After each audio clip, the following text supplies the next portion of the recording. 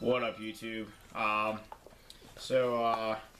In case some of you may be unaware, we are coming up on the 15th anniversary of the Pokémon TCG base set release in the United States.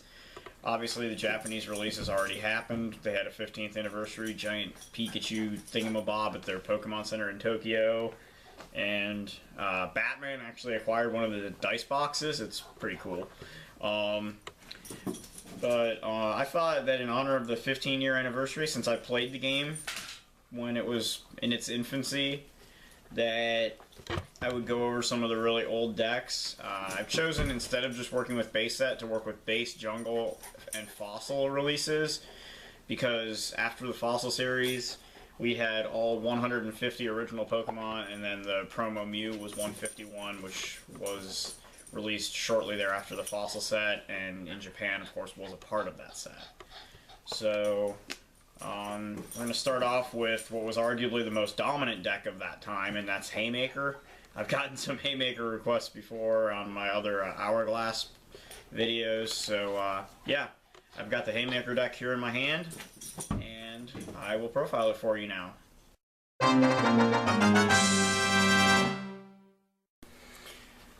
Alright, so this Haymaker deck, really based around the founding fathers of the Pokemon TCG, if you will. These guys right here. Hitmonchan and Electabuzz. And they later gained the third Amigo and when Jungle was released, and that's Scyther. So that's what we're working with, is those three Pokemon.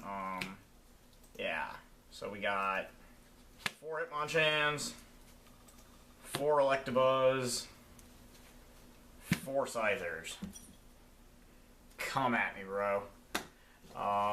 Yeah. That's what's up right there. Hitmonchan, 20 damage turn 1 for one fighting. This time, this was really good. I mean, speed all the way.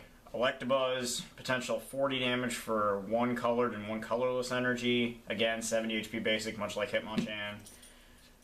A lot of early damage. First turn offers a paralysis attack. Also hits Blastoise for weakness. That was the other big deck at the time, or one of them. And then Scyther, another 70 HP basic. Fighting resistance, so resistant to Hitmonchan, which Electabuzz is weak against. Free retreat on this one, and its attack is all colorless. 30 damage for 3 colorless. And I mean, in grass, with grass energy, which Haymaker pretty much never ran, but if you did, you could Sword Dance and then double colorless turn 2 for 60. Kind of like a Wigglytuff. So that's the Pokemon lineup. It's pretty self-explanatory. It's pretty straightforward. Just deal a lot of damage really fast. 4 bills, because drawing cards is good. Aurora, down. Sorry. 4 Professor Oaks, because drawing 7 cards is better than drawing 2 cards. 4 Gust of Winds. The D is silent. Card should just say draw 1 prize. It's Catcher before the errata, only it's the original. So yeah, some standard stuff there. Some trainers that I hope never return to the game in the way that they were done. 4 energy removals. Stupid. Should not have been printed without the coin flip. That was later added to energy removal 2, and then Crushing Hammer. And even then I don't like it. 3 super energy removals. If you think energy removal's bad, this fucker's 20 times worse. I'm just going to throw that out there right now. Yeah. So that's the energy removals. 7 of them, or however you want to look at it. 3 plus powers. Of course, back in these days, plus power was like a Pokemon tool. It was the closest thing to a Pokemon tool we had, since tools weren't introduced till Neo. you attached it, and the 10 was applied after weakness and resistance. So it was a little different than it was with black and white and whatnot, but old school plus powers, always fun. 3 item finders.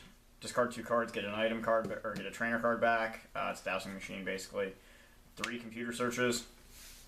Because they weren't ace specs, obviously. 2 scoop ups to get rid of damage, bring stuff back to your hand, play it instead of switch. And I mean, unless you can still retreat a Scyther, and if you're going to retreat an Electabuzz or a Hitmonchan, you're probably going to be discarding that much energy anyway, so you might as well just bring it back to your hand. Take the damage off it while you're at it.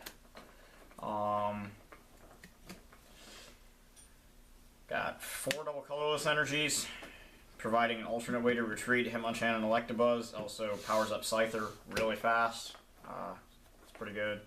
And decks back in these days actually ran a lot more energy because of energy removal and just having less resources. And this deck has no acceleration unless you want to count double colorless. So got 8 fighting energies. Hitmonchan's second attack requires 2 fighting, whereas Electabuzz never needs more than 1 lightning. So we play more fightings than we do lightnings. Play 6 lightnings. So yeah. 18 energy cards probably looks like a shit ton, but again, like I said, decks ran a lot more energies back in this day, and it was pretty much necessary.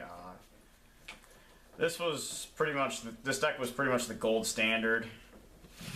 The fully base set version played Farfetch'd, I believe, because we didn't have Scyther, so Scyther's just a little bit better. I mean, more HP, same damage output, potentially more if you can Swords Dance. Everything else in this set in this deck was available with base set. Scyther's the only thing that wasn't. But that's Haymaker.